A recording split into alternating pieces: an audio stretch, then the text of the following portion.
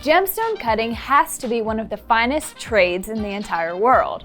Masters hold specimens worth thousands of dollars in their hands and have to combine their knowledge of geometry, geology, optics, chemistry, and thermodynamics in order to bring out the best that each stone has to offer.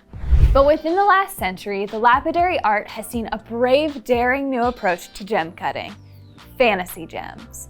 With this breathtaking new approach to cutting, artists have been able to unlock new possibilities of gemstones limited only by their imagination.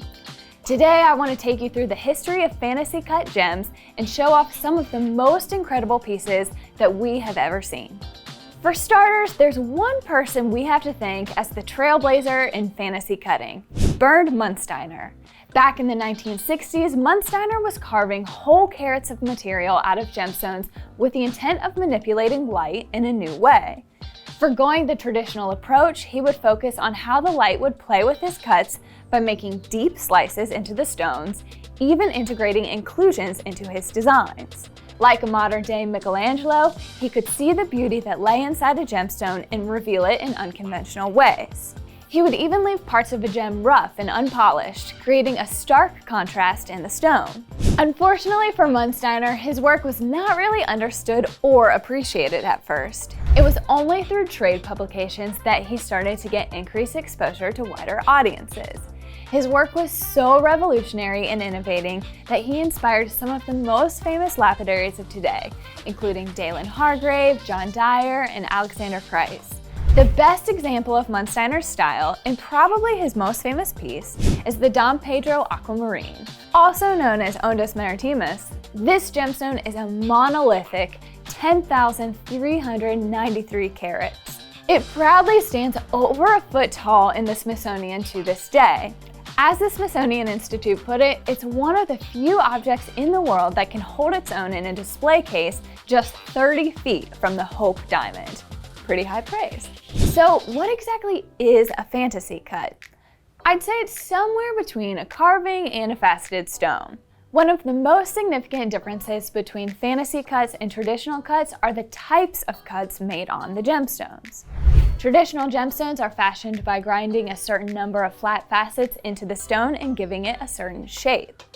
Fantasy cut gemstones, on the other hand, can have huge sections of material removed and designs or patterns carved into them, making the gem more of a sculpture or carving than simply a faceted stone. These techniques cause light to reflect and refract differently, manifesting as stunning displays of light and color along the gem surface and interior that celebrate not only the uniqueness of the cut gem, but also the cutter's creativity, skill, and artistry. Reflection of light as it travels through a gem can be greatly increased by adding more surfaces or facets to the specimen. As the gem cutter adds more facets, the light reflects back in entirely new ways. This results in completely unique designs that aren't achieved by traditional means. Plus, these cuts can increase a gem's brilliance by 5 to 7 times. These innovative techniques are considered the signature of the artist and are sometimes even trademarked by them. It's these methods that help distinguish a fantasy cut gem from one traditionally cut. The size of the gemstone is an important consideration for lapidaries. The larger the gem, the more room for a cutter's imagination to run wild. Some cutters use diamonds in the big three, ruby, sapphires, and emeralds, but these materials are often difficult to obtain in large sizes and are rarely used for fancy shapes and cutting. They're also not the cheapest. So many cutters choose gemstones that are a little easier to find in an XL, like quartz and aquamarine. Most fantasy cuts are applied to semi-precious gems such as amethyst, citrine, and other quartzes, but peridot, tourmaline, and topaz are also used. Executing fantasy cuts well requires an exceptional understanding of the properties of the gem, such as knowing how to orient the stones, work with its grain, cleavage, and inclusions, as well as considering the refractive index and other optical properties. That's what makes fantasy cuts so fascinating. Not only is there a lot of skill involved, but it also shows how much knowledge and care lapidary artists put into their work. Let's check out some of our favorite fantasy cut gems. John Dyer is a master of his craft, and he's made plenty of pieces of gem artwork.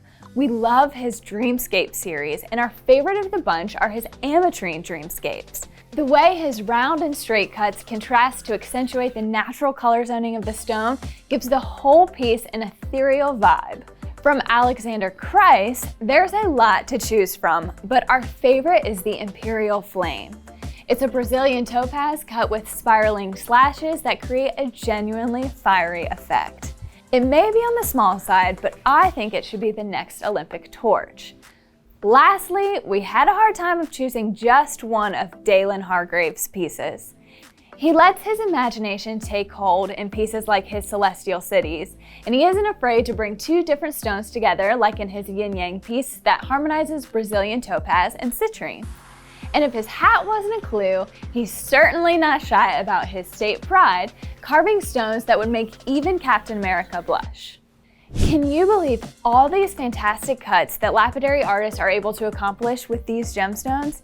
I can't wait to see what they're able to do as they continue to push the medium and create more works of art. Tell me, which fantasy cut is your favorite? Let us know down below, and make sure to like, subscribe, and ring the bell so you can catch more of our videos. Bye!